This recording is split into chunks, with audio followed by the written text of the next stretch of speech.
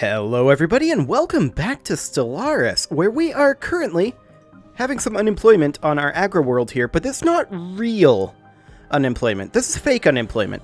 This is a Grim 1 specialist that is currently unemployed, and the question is, can Grim 1s be lower level? I actually don't know. Let's check into this, shall we? Let's see here. Our worker population here, yes, Grim 1s absolutely can be workers. So, with that being figured out, this specialist will get demoted to a worker job if a specialist job doesn't come available. It'll take quite a lot of time, though, and I forget where exactly we see how long it'll be before that happens. Let's see, maybe here? Demoting to worker in 1,683 days. Okay. That is a long time. Regardless, it's not real unemployment. I wish we could just straight up demote them, but that's not the way it works. Let's see, no jobs have been deprioritized. Yes. I mean, we could resettle this guy somewhere else, but I kind of don't want to. At the same time, he's just going to be not doing anything and consuming consumer goods and food for a while. It's definitely slightly on the problematic side. That said, let's just go ahead and tick forward for now. Actually, yeah, we don't have a building slot available. Because I was going to say we could construct a district to give them a job, but at all of these jobs, are technician jobs technically workers? Hang on a moment, let's check. Yes, technicians are in the worker stratum. So I don't think that there is a single district level job that we could create. Unless clerks. No, clerks are workers. So every district level job here is a worker job. So that means that in order for this to actually work, we need a building slot available. Now we'll get one at 15 pops, but we're probably just going to put a hydroponics farm in there and get ourselves additional food, right?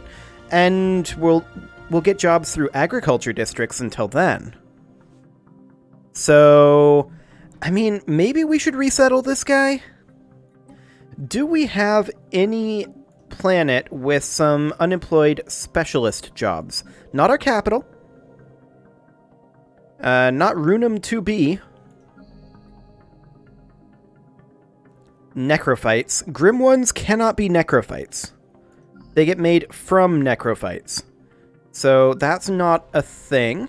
Same thing there, necrophytes are not a specialist job that is available for Grim 1s, and there. Now all of those, the pop is going to grow.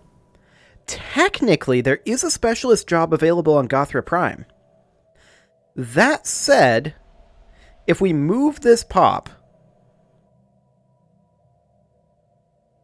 we're going to lose this building slot.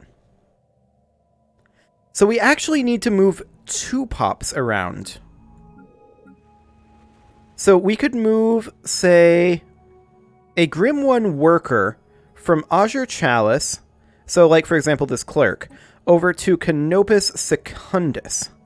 So we move in a Grim 1 farmer from here. And he keeps being a farmer. Then we can move this specialist, the unemployed specialist, on... Let's see here. We want this to be on Batrac Prime, and we want it to come from Canopus Secundus, so we move the unemployed specialist over, where they will become a medical worker. Now, technically, we're lacking housing here. What is this colony intended to be? We have not earmarked it for anything yet. This is a lot of generator districts, though. So I think we'll probably call this Power, for Power Plant. And let's go ahead and make a generator district to deal with that housing deficit. Okay, it took some shuffling, but I think that's reasonably good. And we can go ahead and designate this as a generator world. Excellent. The asteroid LM677 is emitting some form of radiation in controlled bursts. Is someone, or something, trying to communicate with us? Probably. We'll find out. Okay, let's check in on our civilian ships here. Okay. We were working on the Anguished Armada. We are lacking a little bit on alloys, but that's okay. Blue lasers, that is finished up. Advanced research complexes or research institutes. Oof. Or chemical plants. Difficult choices are difficult, but we're going for research institute. Later on, that will be a very useful thing to us as we have more science areas. Did I rename this whole system? No, it's just labeling based on this. Okay, the Cybrex home system has been located.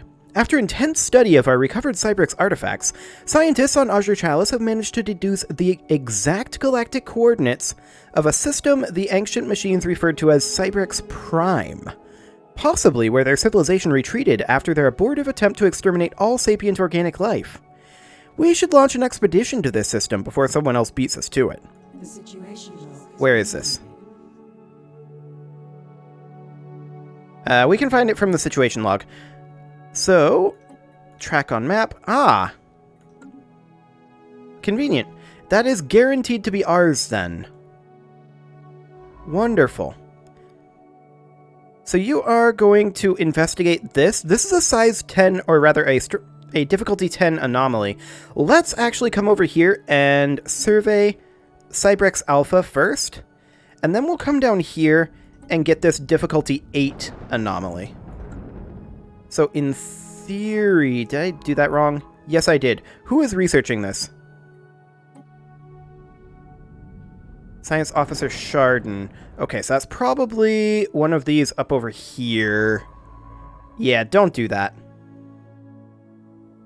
Just keep on your automatic exploration. So that would be you. Automatically explore. Wonderful. Go do your thing. And we want this science ship to be the one to come over here. I keep doing it without doing it with through the right-click menu, and I have no idea why. It's, like, so inefficient to do it that way. We're building our mining stations over here, so that is absolutely fine. A scan of the particularly massive asteroid LM677 yields fascinating results. The rock's core is shot through with a network of conductive crystals carrying a weak electric charge. The crew on the GCS Broken Core recognize this matrix as a primitive neutral lattice, and believe the celestial body to be thinking in some capacity, if not fully sapient. They seek permission to excavate the core, and transport it to the nearest orbital station for closer study. We can do that, or we can get 2 physics and science, but we'll go ahead and transport it. Is that a situation log? No. Okay. The core of LM677, once coaxed from beneath the crust of the asteroid, does not respond well to the vacuum of space. The GCS Broken Core's instruments read a sudden energy spike moments before the rocky lump gently but decisively fractures. Large chunks of the conductive material are salvaged, but whatever spectral charge animated them is now gone. Well, we gained 250 physics research, but we would have been better off to go with the other option. Oh well. The Senate floor is now in session. The galactic community is voting on a new resolution. Buzzword standardization. We have to enable our enterprises to work seamlessly with one another.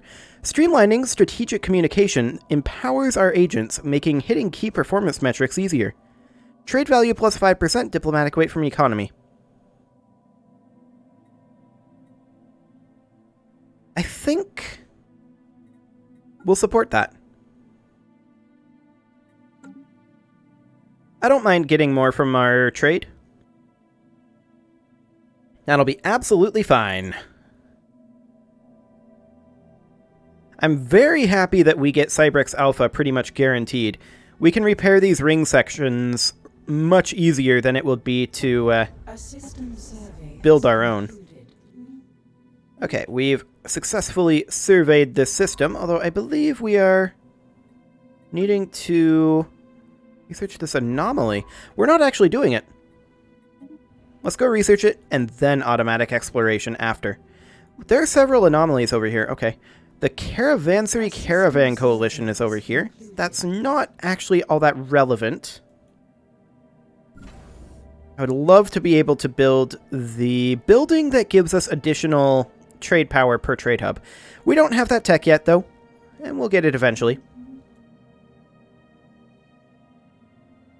Let's check in on our colonies here, and potentially on our expansion planner. Are we currently sending a colony ship out to Ziober? Because we should. Let's check the expansion planner here. And Ziober 2. Yes, this is going to be an absolutely terrible world for us to settle, but we're going to go for it. Construction venture completed. Excellent.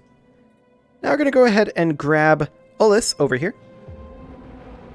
The GCS Cracked Misfortune finds a disturbing tangle of technology hidden in a deep crater on the asteroid's surface. Evidently, someone has, with rather simple means, managed to stabilize a one-way wormhole, and Science Officer Chardon quickly asserts that the asteroid is the exit point. The other end opens up somewhere in uncharted space, some light years away from a black hole, and small quantities of dark matter are leaking, being siphoned, through the wormhole. Whoever set this up seems to have abandoned the operation. We just found a dark matter deposit out over this way. Very nice. Okay, I would like to have you research this anomaly. We apparently missed that one, and there's also an anomaly we missed over here. We'll research both of those as well. Wonderful.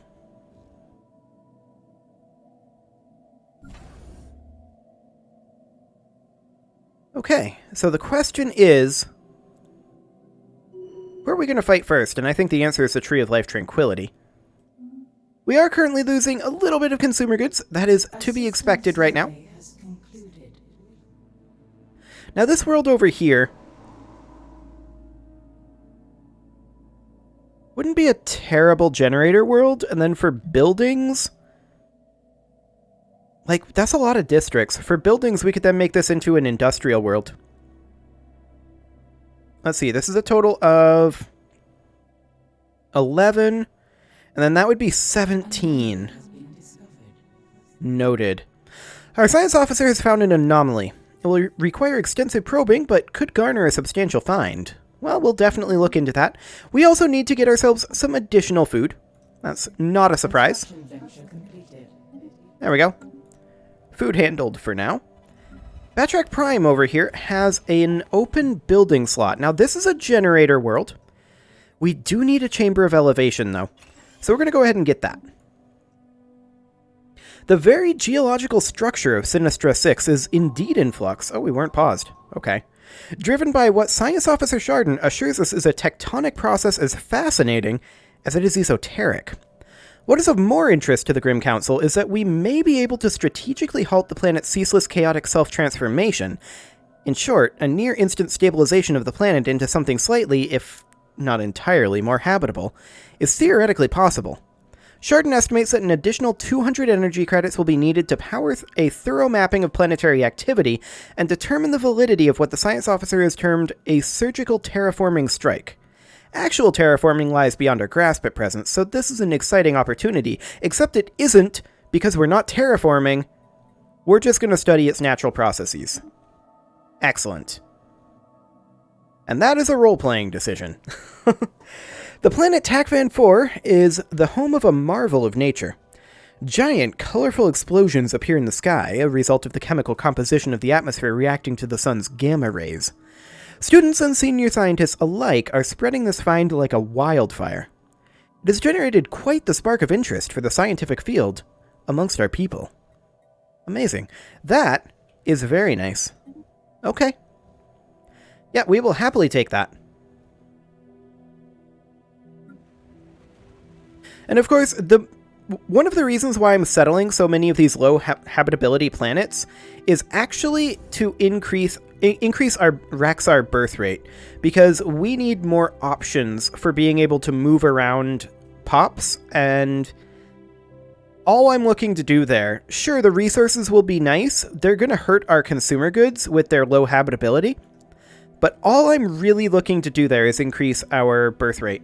So that is going to be necessary. We're building a couple of star bases, so that is fine. This construction ship is actually not doing anything. We should definitely build our mining stations here. We're going to run out of food in 19 months and consumer goods in 12. That is all to be expected, of course. Upon closer examination, we've discovered that a smaller asteroid consisting almost entirely of precious metals recently collided with VK1761. This small but dense cache of metals was hidden just beneath the asteroid's surface, but now that it has been discovered, it should be accessible to mining. A lucky find. Excellent. The Cybrex Central Nexus. Actually, before we do that, let's just hop in here. And I'll just do that. Wonderful. It would seem that the Cybrex re-evaluated their galactic crusade against organic life at some point during its 17th year.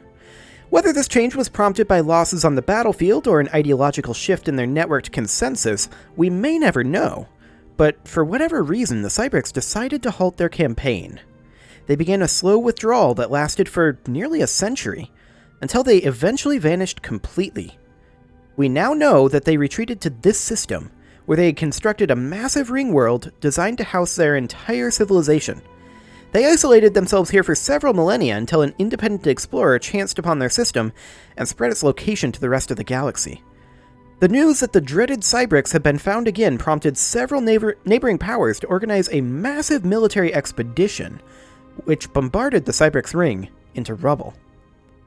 Strangely, the Cybrex seem to have offered no resistance whatsoever. That's a lot of unity. Okay. Secrets of the Cybrex are now unlocked. Wonderful. That's a lot of energy credits, too. That's quite good for us. Okay. That does get us our next tradition. Specialist pop resource output. Now, specialists are people like artisans who work in civilian industries. So you can see here, artisans are specialists. That's this level. Necrophytes, medical workers, artisans, enforcers. These are specialists. So 5% output for those would be nice. Now we do want that one additional clerk job, but that is not a priority right now, under any circumstances. We'll get it, but not now. Build cost for buildings and districts, honestly, I'm not too concerned about that either. We're floating so many minerals that it doesn't really matter. And city districts providing an additional housing is going to be a big deal later. It's not that big of a deal right now because we're not even close to approaching maximal size on our worlds. So I think we absolutely go for the pursuit of profit here. And after that, we may want to think about starting to open up another one of these trees. Now, we'd be delaying an ascension perk, which we've already done by only grabbing a couple points in adaptability. So that's definitely going to be interesting. The question is there anything... Oh, pop food consumption reduced for grabbing harmony. Necrophaging provides unity. Governing ethics attraction. Stability 5%. Bulwark of Harmony isn't that big of a deal. Half the time for an unemployed pop to demote to a lower stratum. Okay. I mean, that would be impactful, but we're probably still just going to move, because that's still going to be like a 2-year timer for a demotion. Yeah, I think we have to grab the specialist pop resource output here. And then I think that we grab Harmony and Unity of Self. But then we should definitely work on getting more Ascension perks. I don't want to delay Ascension perks that much longer, but Necrophaging providing Unity, that would be a useful thing for speeding up the acquisition of those Ascension perks. Okay. Now we're actually pretty close to our next point, because we got 10,000 from that event. So that's nice. That's very, very nice. Construction venture completed. Oh, was that one of our construction ships? Yes, it was. This construction ship, to be precise. We'll build those mining stations, and then this science ship isn't doing anything because we had it backtrack for a few of those anomalies. We'll just send it out, and the Corinth Temple of Renewal wants a commercial pact. This will increase the value of both empires' trade networks. I believe this will also cost us monthly influence. That said, they're currently feeling protective of us. Mostly because they're overwhelming, because I've not been focusing on building ships. I mean, if you've been watching Ethiopia through the ages, you're well aware on my feeling about ships. But they are very necessary in Stellaris. So I will be building ships. Just, it's not a priority right now. And making friends with these guys might be worth the influence. Strange happenings are afoot. Does it not cost influence? Maybe not. We'll wait on the month tick and check it, but for now, canyons deep enough to be seen from orbit furrow the surface of Azwumade? I don't know, that's an awkward one. Awesome Made? I don't know. That System 7, yet the planet is dry as a dust bowl. What could have happened to the water that once so profoundly carved this planet's stone? Okay. Hey, look at that. Our consumer goods are actually even, and that's because of that, that's 100% because of that tradition. Excellent. I did not intend to zoom out. I was trying to scroll down on the outliner. And we're negative again. Fair enough. I think that was probably a worker reshuffling. I do want to check. Yeah, it's a quarter of an influence for that commercial pact. The Kroll are becoming more spiritual. That's nice, but I think this is worthwhile. We're currently making 7 energy credits. I'm going to go ahead and bump our purchasing of consumer goods up to 10 to help deal with that deficit. Now we're going to continue working on our economy, and we will eventually become self-sufficient. But for now, that's not going to be a thing. Minerals from miners have finished up. That's nice. Gas extraction wells would be a very good thing to have. And so we'll go for that. Following a thorough investigation of that System 7, the From Beyond crew has confirmed that the planet used to be covered in flowing water several billion years ago. However, the geochemical composition of the planet's basalt crust proved highly hydrophilic, so much so that the planet's thirsty rocks eventually absorbed and bound all of the water on its surface. Now all that remains of these vast oceans are salty brine streaks lining the planet's numerous canyons. Science Officer Diozan adds that the mineral hydrates now dominating the planet's landscape could have many valuable industrial applications. Okay, some minerals there. We'll take that. Excellent. Now we do have quite a bit of trade value up in this region. If we were to build a station here, we could grab a fair amount of this trade value. Let's see, we can go up to a distance of 2, right? So we can't quite get this 5 trade value yet. But we'd be able to get all of the rest of this. Alternately, if we built it here, we would be able to get the 5, but we would not be able to get the 1. And I think that's probably a better bet for us. Let's go ahead and upgrade this starport. And we're also going to have to alter our, let's see, our patrol here. And we would just send it up. Actually, let's just have you sit there. Let's see what auto path it generates to here.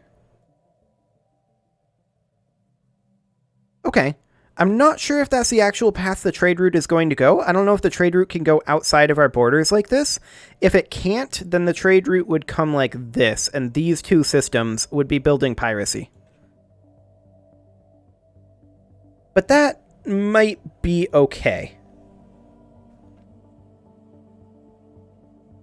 Yeah, I think it's okay. Construction. Those two systems aren't that big of a deal. We founded a new colony. Wonderful. The enigmatic observers, however, are hailing us. Greetings, ones! We understand that your empire has come into possession of a cache of data containing the brain scans of an extinct species, taken from the very world they once inhabited. Even though your species is still too primitive to utilize this data, we laud your efforts in preserving this last remnant of a once vibrant civilization. As part of our efforts to conserve and catalog endangered species in our Endangered Species Preserve, we wish to take this data and use our cloning technologies to bring a small number of this species back to life. Will you share it with us so that we can fulfill their last wish together? We can make a copy of it for them. And that would make them happy. And that is something we are very interested in doing, keeping this stagnant ascendancy happy for now. We'll deal with them later on. However, it is time to put a cut in here, so I'm going to go ahead and do that after we build a gene clinic here. There we go. You can leave your offerings to the engagement gods in the form of likes, comments, subscribes, and bell ringings, and I will see you all next time.